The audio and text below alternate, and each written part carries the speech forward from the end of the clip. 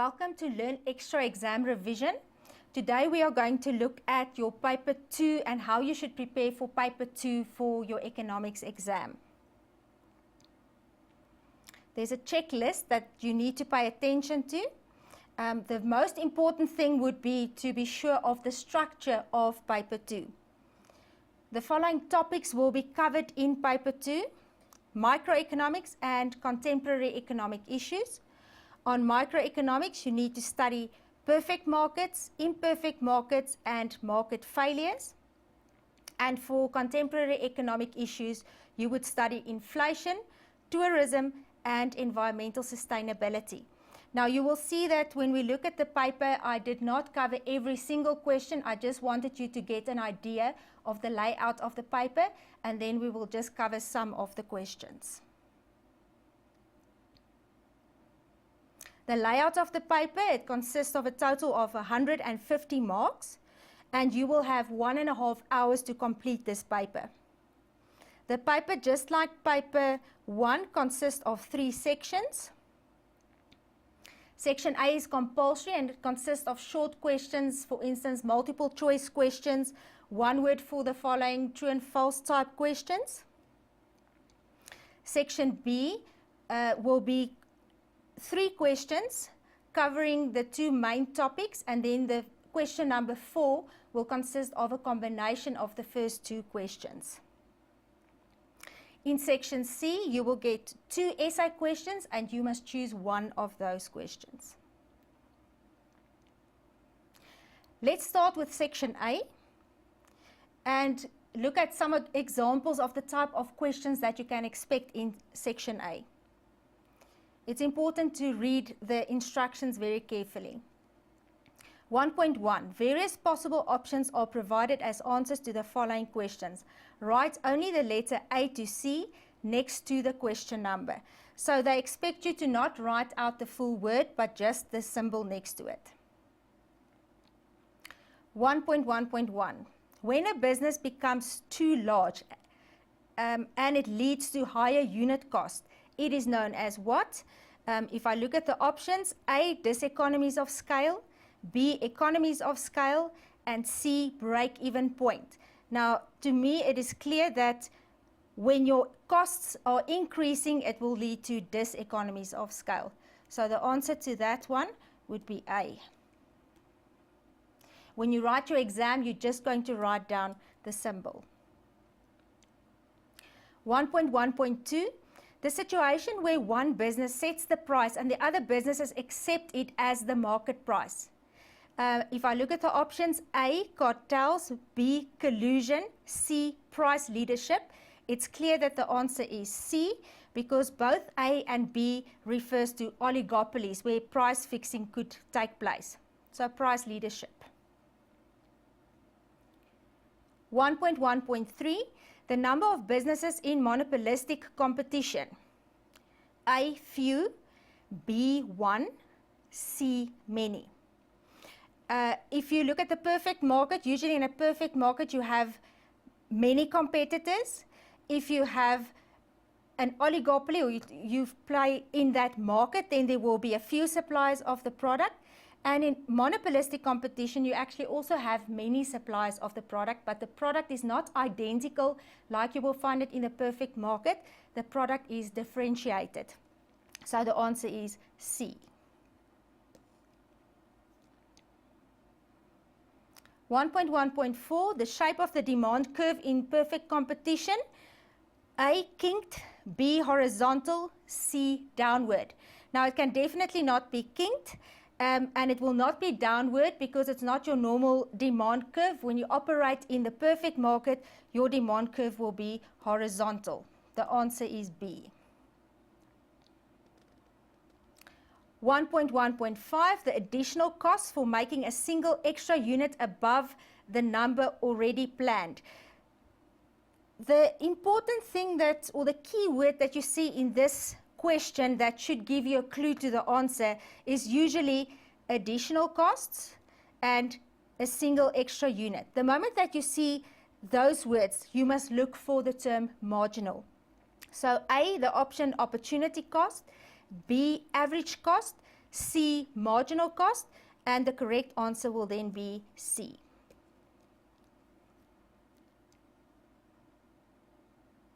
Question 1.2. This is a match the column question. Make sure that you read all the different options before you decide on a final answer. The instruction says choose a description from column B that matches an item in column A. Write only the letter A to I next to the question number. So the instruction is very clear that they don't want you to write out a word but just a symbol. Let's look at the different options. 1.2.1, a business will produce at this point according to the profit maximizing rule. Now I'm going to write myself a clue here because I know that this will happen where average cost equals average revenue. 1.2.2, the method to compare social cost with alternative projects. I already know that this must have something to do with a cost-benefit analysis, so I'm going to make a note on that too.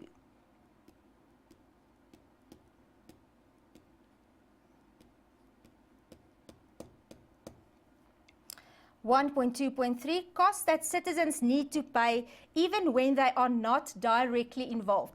Now that is usually known as either social costs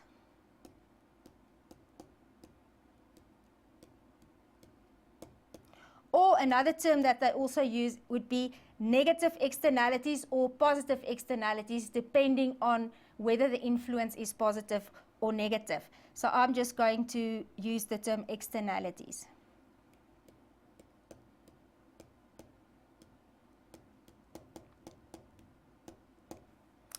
1.2.4, a market structure where there are only two firms like New Metro and Ster-Kinekor. If there's only two firms involved in the competition, then it would be a duopoly.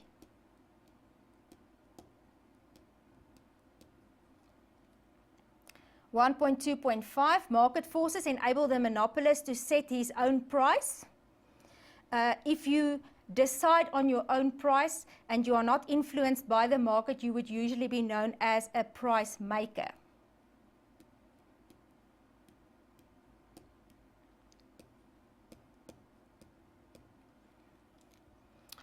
.2.6, a characteristic of oligopolies. I'm not going to write down all the characteristics of an oligopoly, but the first thing that comes to mind is that they can actually collude or they can work together. So I'm just going to use the term collusion. It might not be the option in that's available in column B.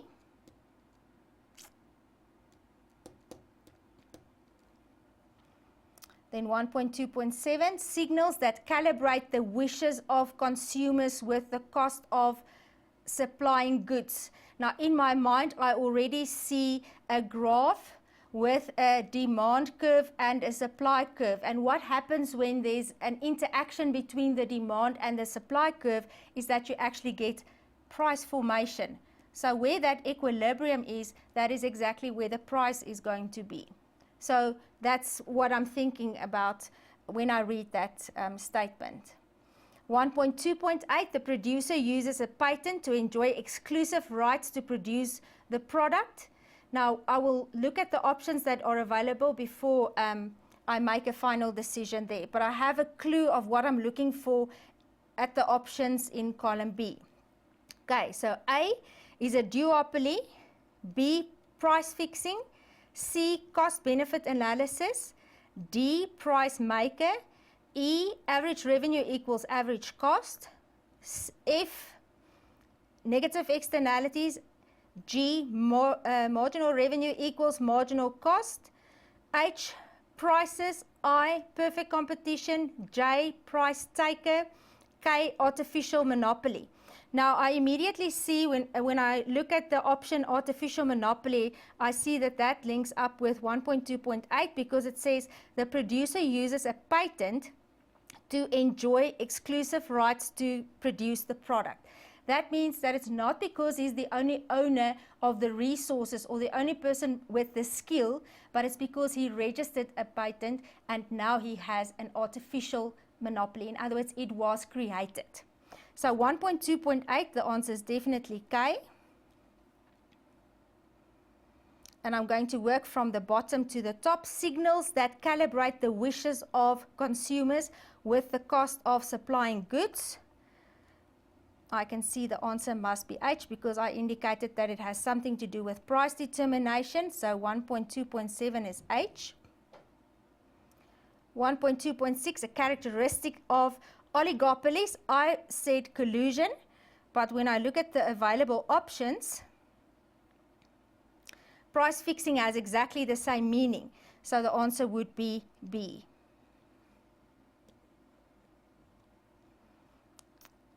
1.2.5, market forces enable the monopolist to set his own prices, therefore he's a price maker. I see that option in D, so 1.2.5 D. 1.2.4, a market structure where there are only two firms. I immediately knew the answer to that. I must just find the option, and the option is A.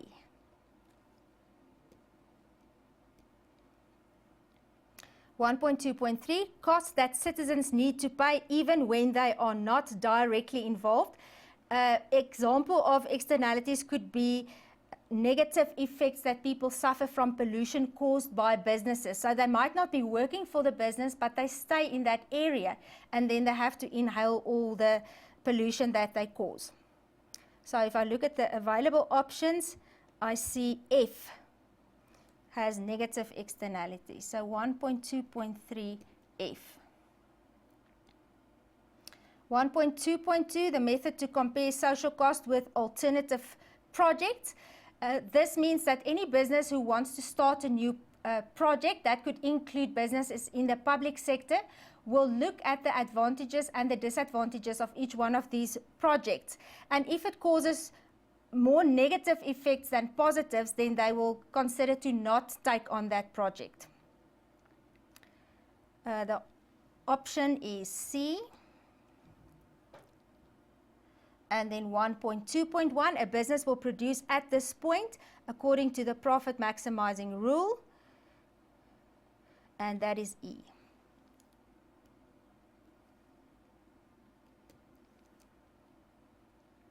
Right, we're moving on to question 1.3, and in question 1.3 you have to find a word or a term that explains what you read in the statement. 1.3 says give one word or term for each of the following descriptions. Write only the correct word or term next to the question number. Take note, you do not write out the complete sentence and then the answer next to it, because it's a waste of time, valuable time in your exam paper. 1.3.1, steers and KFC are examples of this market. This is a definite example of monopolistic competition.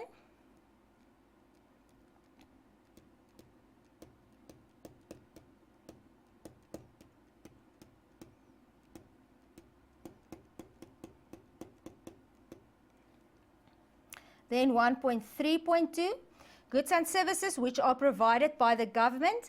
If it is made available for free by the government, it is usually known as public goods.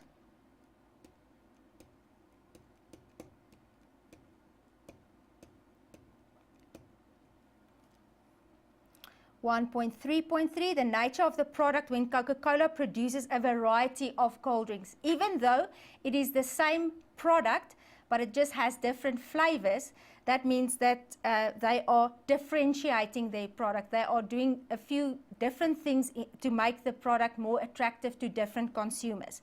So differentiation.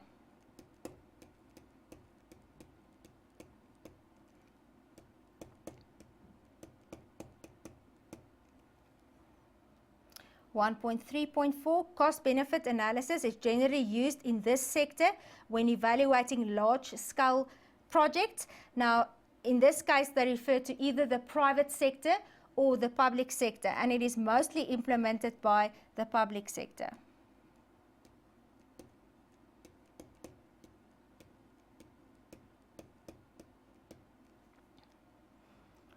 .3.5, this competition body accepts or rejects recommendations and passes judgments similar to a court of law.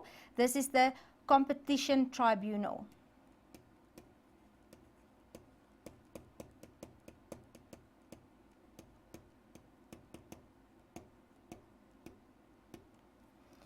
And then 1.3.6, the profit that perfect competition is making in the long run. Remember, they specify here in the long run, and in the long run, the perfect competitor can only make normal profit.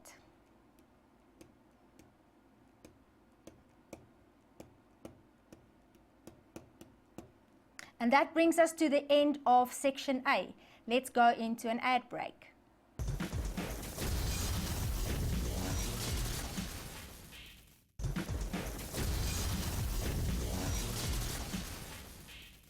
Welcome back.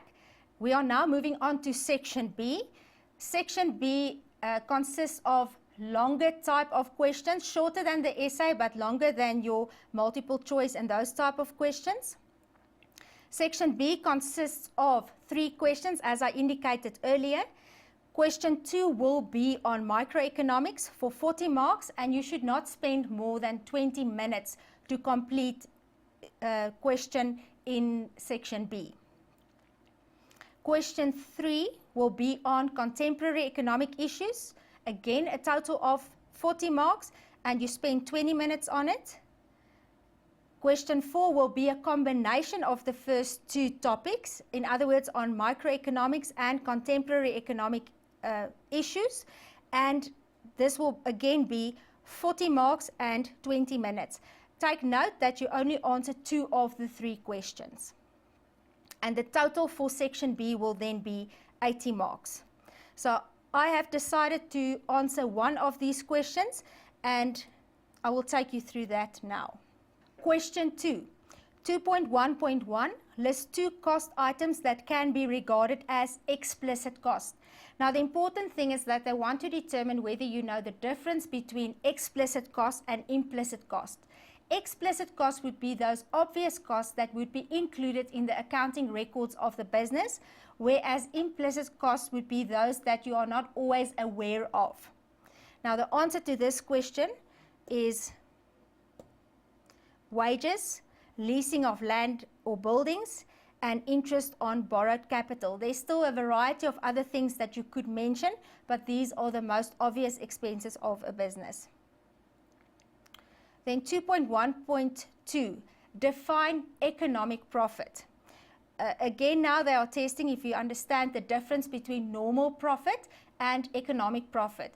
And not all types of market structures can actually make economic profit. Some of them have to rely on only making normal profit. For instance, the perfect competitor in the long run can only make normal profit. So the definition for economic profit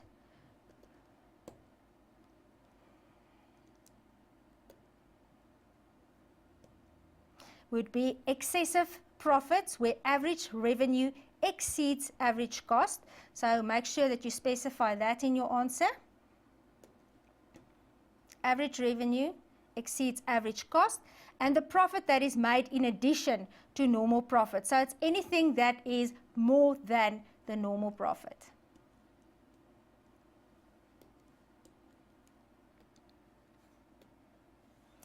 Two point two. Study the extract and answer the questions that follow. It's very important that you take time to read through the extract and not just look at the questions and try to answer them, because very often you find some of the answers in that extract. It gives you some background, but often there are some answers in there. OPEC output steady. IEA says OPEC static amid forecast of slow growth from non-members. Vienna, the 11th of July. Lower oil production from Iraq was offset by gains elsewhere from members of OPEC, the International Energy Agency said Friday. The Organization of Petroleum Exporting Countries said in its monthly market report for June, production from Iraq had declined. IEA, based in Paris, said it was little overall change from the 12 members that combined to represent about 60% of the total petroleum traded internationally. OPEC supplies were virtually unchanged in June at 30.03 million barrels per day as lower Iraqi production offset gains in Saudi Arabia, Iran, Nigeria and Angola. IEA said in its monthly market report. Libya, once major North African oil producer, has struggled to return to a pre-war production level of around 1.4 million barrels of oil per day. And because I know the question that follows, I'm going to underline something important here, and that is there's a pre-war production. So that means that Libya was involved in a war. A level of around 1.4 million barrels of oil per day. A Sunni-led insurgency in Iraq, meanwhile, it is threatening the country's oil sector. OPEC, in a June statement, said there is sufficient oil production from OPEC members and steady growth from non-members to keep markets satiated. Now, let's look at the questions. What does OPEC stand for? This is one of those general knowledge questions that you should be aware of, because you must listen and watch the news on a regular basis so that you are a bit informed. The answer is the Organization of Petroleum Exporting Countries. Do not get confused by what they mention in the article, because they never mention Organization of Petroleum Exporting Countries. 2.2.2, give one reason for the decline in oil production levels.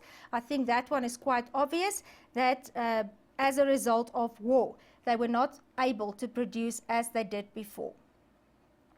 2.2.3, in your opinion, why can OPEC not be regarded as a perfect market structure? Give two reasons. There's a variety of reasons that you can supply for this one. To start with, there's a smaller number of producers. It's not free to enter in the market because not everyone has access to the resources to make available oil to the rest of the world. The answer to that would be there are too few suppliers, and I'm underlining some of the key words here. Too few suppliers for a perfect market structure. OPEC, or crude oil markets, is an oligopoly or a cartel. You could mention that because they actually manage and determine the prices of oil.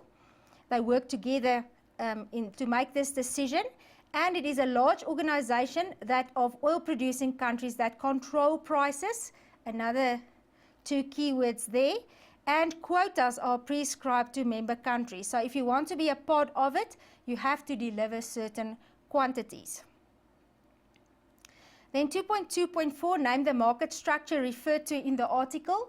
It is possible that you already wrote that as part of your answer in the previous question, but the answer is oligopoly.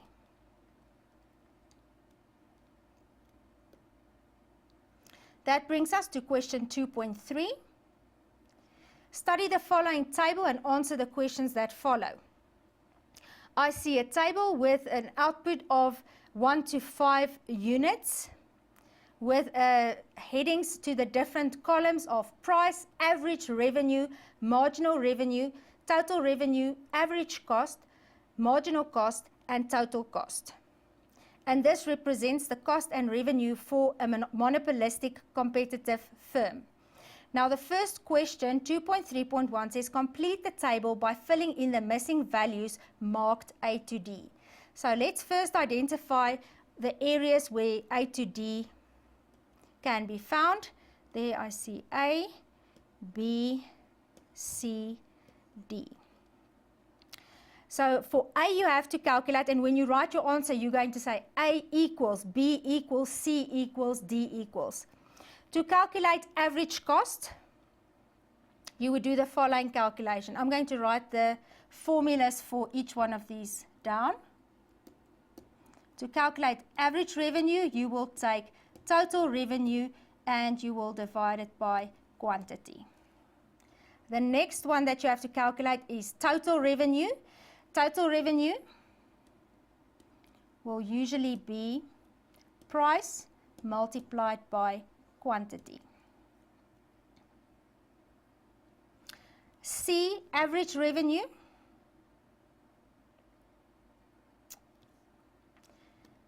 Okay, I actually made a mistake, but I'm going to stick to what I didn't make a mistake in the calculation. I just thought initially that I had to calculate average cost or average revenue, so I missed out on average cost. So average cost is actually the first one. That is A, B, and C will be average revenue. So average cost would be total cost divided by quantity.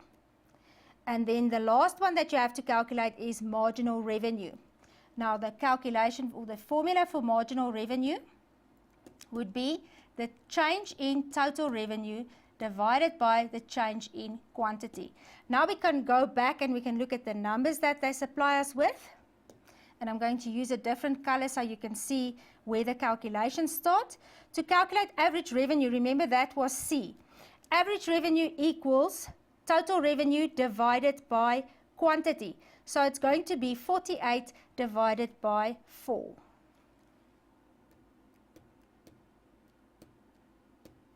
And you don't even need a calculator to do this calculation. The answer will be 12. Just make sure when you look at this table, if they don't indicate a specific unit, they don't indicate here, but I mean, as we are South African students, we can actually expect that it will be 12 Rand. If they supply you with the unit, make sure that you write the correct unit. For B, you had to calculate total revenue. So you're going to take the price and the quantity. And the price is 15 and the quantity 3. So it's 15 multiplied by 3. And that equals 45. To calculate A, average cost, it's total cost divided by quantity. I'm going to draw a circle around total cost, and the quantity is 2, so it's 38 divided by 2.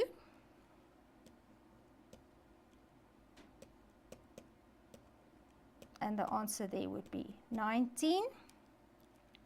And then we need to calculate marginal revenue, the change in total revenue divided by the change in quantity.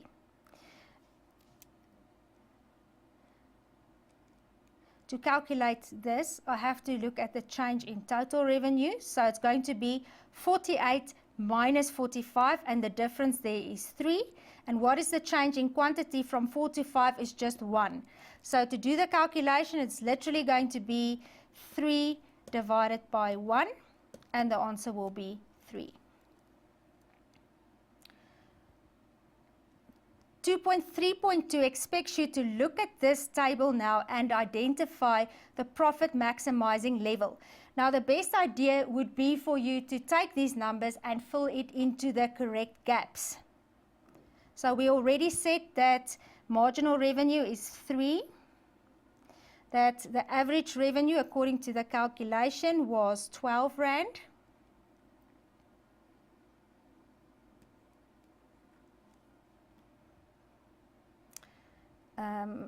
Which ones am I missing? B is the total revenue, and the answer there is 45.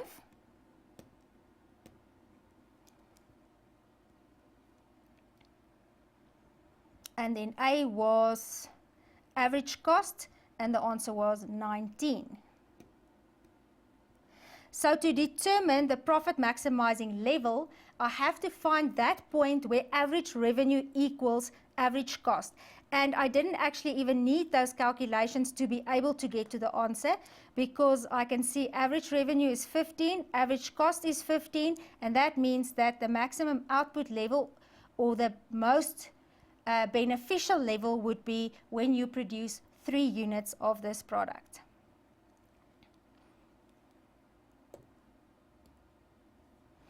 So you could either write output 3, and you could then also indicate where total revenue equals total cost, or average revenue equals average cost, because the one is just working with a single unit and the other one is working with a complete set of units. 2.3.3, in your opinion, explain why monopolistically competitive firms use advertising. Now, if I think about monopolistically competitive types of business, and we looked at the example earlier on of KFC and Steers, and now we can include McDonald's and a variety of other types of fast food businesses. The products are very similar. The market in which they operate is very similar. The products are not necessarily very expensive, so it forces them to do certain things to make their product different from other products. And the reason why they advertise is to show people or the customers the difference between their product and others, by not mentioning the other product, but just showing how good their product actually is. So the answer is it's part of non-price competition, so we're not selling it necessarily at a lower price than the competitor, but we are offering something that is special. So because they have differentiated products. 2.4. Analyze South Africa's anti-monopoly policy. What this is about is that the government is trying to discourage monopolies or the existence of monopolies, because if a person has a monopoly in a specific field, it means that he has no competition, that he controls the market, and because he controls the market, he also decides on the prices. This can lead to very high prices, and sometimes for products where it's not fair to expect the consumer to pay a lot of money for it. For instance, medicine. Let's look at the answer to this, and I want to highlight what is important in this answer. The reason why it was implemented, it was a boost for the competition policy in South Africa. The moment that we have competition, the producers or the businesses that offer certain services are forced to produce a better quality product. They're also forced to try and produce it at a lower price. And because there's competition, they want to make it available at a reasonable price. So it was a boost for the competition policy, and the competition policy focuses on decreased costs. So I would say lower costs.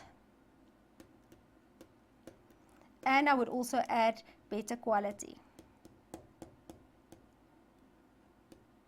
And this is because businesses will now constantly have to try and find something that can give them the competitive edge. In other words, make them more competitive, make people want to buy their product rather than that of the competition.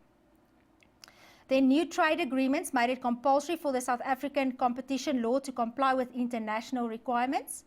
For South Africa to trade internationally, they have to meet certain international standards. And this is why the competition law in South Africa had to change to meet those requirements. So I'm just going to underline trade agreements, and I'm going to underline international requirements. South African businesses had to become more competitive as South Africa became part of the world economy. If you are the only supplier of a product in your country, you probably have the choice to sell your product at whatever price. But if similar products are imported from overseas, you could be in serious competition with those products, and you have to bring down your prices to encourage people to support your product. So because we are trading internationally, we have to be aware of what's going on globally. No restrictions on entry to any industry, as this would be to the detriment of the previously disadvantaged groups. So the previously disadvantaged groups still includes a number of people who do not have access to all of the economic activities, and because they are poor and they live in poverty, they are excluded from the use of certain goods and services. So if there's no restrictions, it would give them the opportunity to maybe now have access to these products. Equitable distribution of income and wealth in South Africa should be achieved, and the power of big conglomerates curbed. Big conglomerates refers to huge companies who have power in the market, and if they have that power, they will probably act as monopolies, and in some cases even oligopolies. That's also an example of anti-competition in that specific market structure. Question 2.5. Discuss any two criteria that determine the perfect market structure. There's a variety of factors. If you're asked to discuss two, it means write a little bit more on 2 of the characteristics of the perfect market structure. Do not list 5 examples and then expect your marks. You have to elaborate. So the key word lies in discuss and in 2. Let's look at the possible answer. So you can decide to discuss the number of businesses. In a perfect market, you know that there can't be a single business like you have in a monopoly. So there has to be many suppliers of the product. And because there are many suppliers, they cannot influence the price. The nature of the product. In the perfect market, all products are homogeneous. They are absolutely identical. There is no difference between the one or the next, which means that you won't prefer to buy from one supplier rather than from another. So homogeneous, for instance, the example that they gave is maize. Output, that refers to the size of the production. Output is high, in other words, they produce in large quantities and the consumer has a large variety to choose from. In the perfect market, if you have to compare it to the other market forms, there's no barriers to entry. So any person should be able to enter this market should they be interested in entering the market. Collusion is a term that is usually associated with oligopolies. So there cannot be collusion in a perfect market because they cannot try and negotiate to sell products at different prices. So if you have to discuss the topic of collusion, be sure that you mention that there cannot be any communication between the competition in the market. Information that is available, that's another one that you can discuss. If you operate in the perfect market, you have complete information.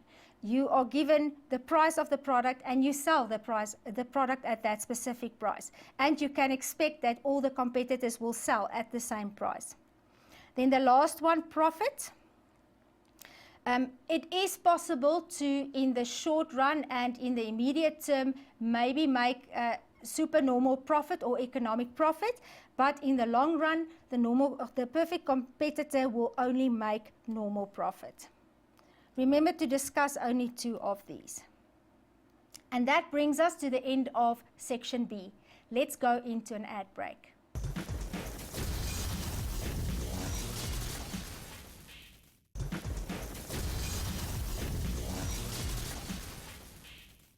Welcome back. We are now going to look at section C.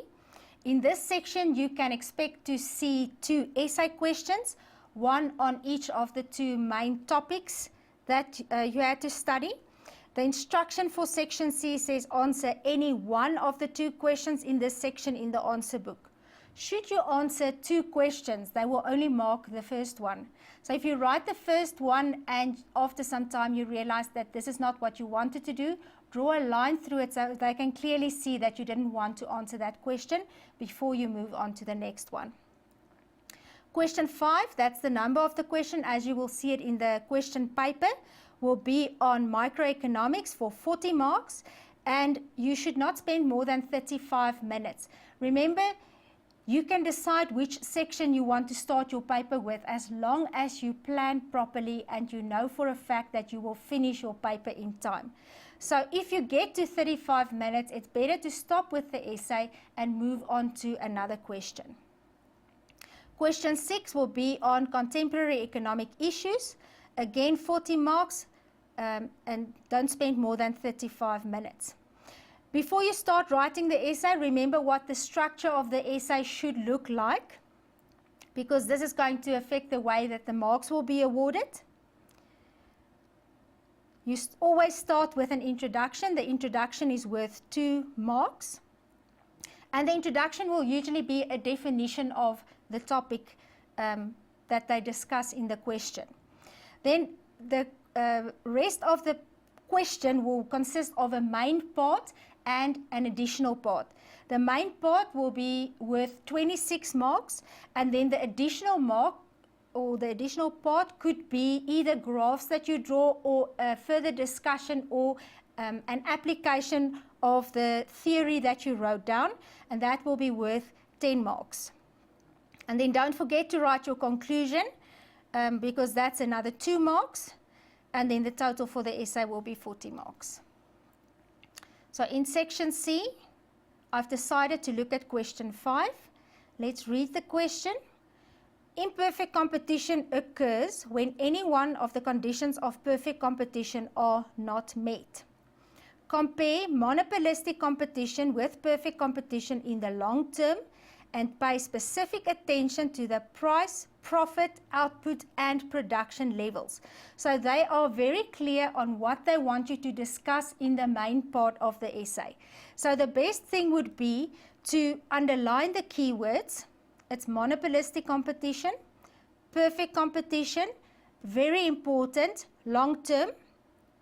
And then it says pay specific attention to price, profit, output, and production levels. So when you write this essay, it's a good idea to go back to the question and tick off whether you have covered all the aspects that are required. Then the second part for the 2 marks, but we are actually going to incorporate it into the question because we're going to use it to do our explanation, is use 2 correctly labeled graphs as part of your discussion. That means that you will have to draw a graph to indicate the long term of the perfect competition and the long term of monopolistic competition. Let's look at the memo. As I indicated before, your introduction can, in a lot of cases, just be a definition of the topic. Because you are comparing 2 market structures, it's a good idea to show the difference between the 2 in your introduction. A monopolistic competitor sells, and that's a big characteristic of this form of, or this market structure, differentiated goods, whereas in the perfect competition, homogeneous goods are sold. It doesn't have to look exactly like this, but try and show a difference. Now, the aspects that you had to cover, firstly, was profit. And this is what you could discuss under the topic of profit. In both cases, the price of the product equals the average cost. So that is a similarity between monopolistic competition and perfect competition. But there is, in other words, they say, with regard to profit, there is no difference between the 2. On the topic of price, there's a difference between the 2 market forms. And how do you show this difference? By looking at the prices of each. For the monopolistic competitor, prices will be higher. And in the perfect or for the perfect competition, remember we indicated that they are price takers and that they cannot decide their own prices. In the memo, it indicates that the perfect competitor will produce in the long term at point H. And when you draw the graph, this is what it's going to look like. And he will produce at level H. So make sure that if you label your graph, that the reference to it in the essay makes sense. The monopolistic competitor produces at point I. That is point I. And take note, if you look at the graph, the perfect competitor, make sure that you label your graph. You can see that there's a mark awarded for just labeling the graph. The same thing with labeling the axes, quantity, the price, marginal revenue, marginal cost, and average cost. On the vertical axis, the same goes for this one, and quantity will always be on the horizontal axis. For the perfect competition, this point of production will be at the lowest point of the long run average cost. But take note that for monopolistic competition, it's not at the point of the lowest or the long run average cost lowest point. It happens at point I, where average revenue and I want to use a different color so I can show you. There's the average revenue, and in green, the long run average cost. So it's at the point where those 2 touch on the graph. Consumers pay a higher price under monopolistic competition. Remember that you will find that in the memo a few of the facts are repeated because it might fall under more than one of the headings. So you won't get marks for the same statement if you make it more than once. So consumers pay a higher price under monopolistic competition. The monopolistic competitor does not produce at the minimum point that I already indicated to you. And that is one of the differences between perfect competition and monopolistic competition. So if you look at the graph, you'll see that you must compare point H with point I, and where that actually can be found on the graph. The next heading that you should write, and it's always advisable to write your essay in point form. Write a heading and write your comments, if it's more than one, in bullet form so that the person who marks the paper can clearly see where your different points start. So they don't, by mistake, maybe skip one of the facts. So the next heading would be output. And output has to do with the production levels of the specific market structures. Output levels are lower for monopolistic competitive markets.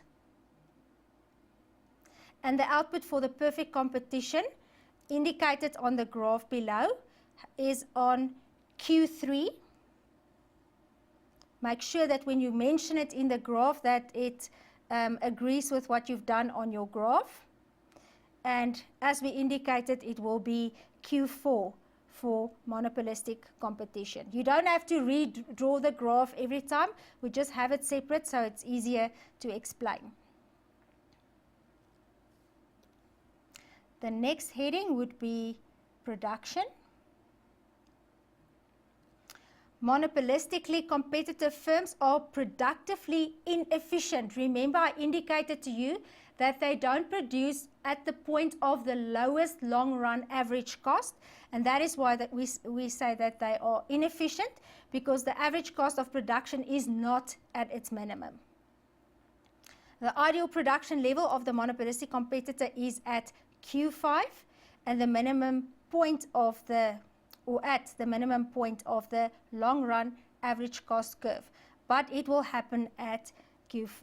So in other words, if he was able to do it at the lowest point, it would be at Q5. Production takes place at Q4, which is less than the ideal. And let me just show you back on the graph. It takes place at Q4 because, as I indicated, it is not at the lowest point of the long-run average cost.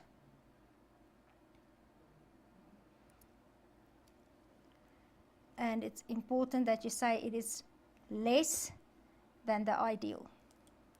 The difference between Q4 and Q5 is known as surplus capacity of the monopolistic competitor. That would be worth at least another 2 marks. The perfect competitor produces the ideal production quantity at the minimum of the long-run average cost curve. That I already indicated earlier on the previous graph. If you look at the shape of the long-run average cost curve, this is what it looks like, and this is round about the lowest point on that long-run average cost curve.